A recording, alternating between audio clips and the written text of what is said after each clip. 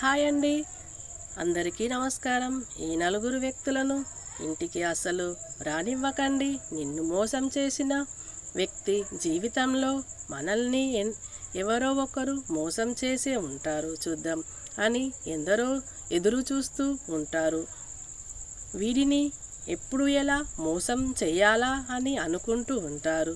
ఇలాంటి వాళ్ళు ఒకవేళ మంచిగా మారినా సరే వాళ్ళను నమ్మరాదు. ఎప్పుడు వెన్నుపోటు పొడుస్తారో తెలియదు. కాబట్టి వీళ్ళు మన ముందు అమాయకంగా నడుస్తారు, కానీ మనం వెనక వీరి ఆలోచన వేరే విధంగా ఉంటుంది. కాబట్టి ఇలాంటి వ్యక్తులను ఎప్పటికీ మీ ఇంటికి రానివ్వకండి. మాంత్రికుడు మన ఇంటికి ఎప్పుడూ కూడా మాంత్రికుడుగా వస్తే వారిని ఇంటి బయట ఉంచి వారిని ఎవరైనా భిక్ష పెట్టండి,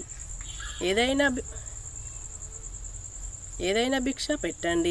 అంతేకాని ఇంటి లోపలికి పిలిచి అతిథి మర్యాదలు అస్సలు చెయ్యకండి. ఎందుకంటే మాంత్రికుడికి ఎన్నో విద్యలు వస్తాయి. ఒకవేళ అతను మన మీద ఏదో మంత్రాన్ని చెప్పిస్తాడు, అంటే మన జీవితంలో అసలు ముందుకు వెళ్ళలేము. కాబట్టి వారిని మన ఇంటికి ఎప్పటికీ పిలవరాదు. మేనమామ అంటే మన అమ్మ యొక్క తమ్ముడు. మేనమామ మన చెడు ఎందుకు కోరుకుంటారో తెలుసా? మనం మంచిగా బతికితే వాళ్లకు ఏదైనా సహాయం చేస్తే మంచివాళ్ళు, లేదంటే చెడ్డవాళ్ళు. మనం ఎదుగుతే ఓర్వలేని వాళ్ళు ఎవరైనా ఉన్నారా అంటే అది మన కడుపులో పుట్టినవారు మాత్రమే.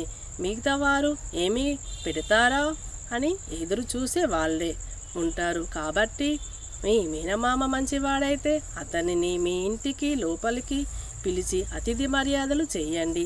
అదే మనకు చెడు చేసే వాళ్ళను వీలైనంత వరకు దూరంగా పెట్టండి.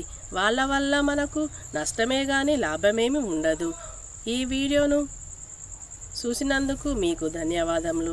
ఇలాంటి మరెన్నో ఇంట్రెస్టింగ్ వీడియోస్ కోసం ఈ వీడియోను లైక్ చేసి మా ఛానల్ను సబ్స్క్రైబ్ చేసుకోండి.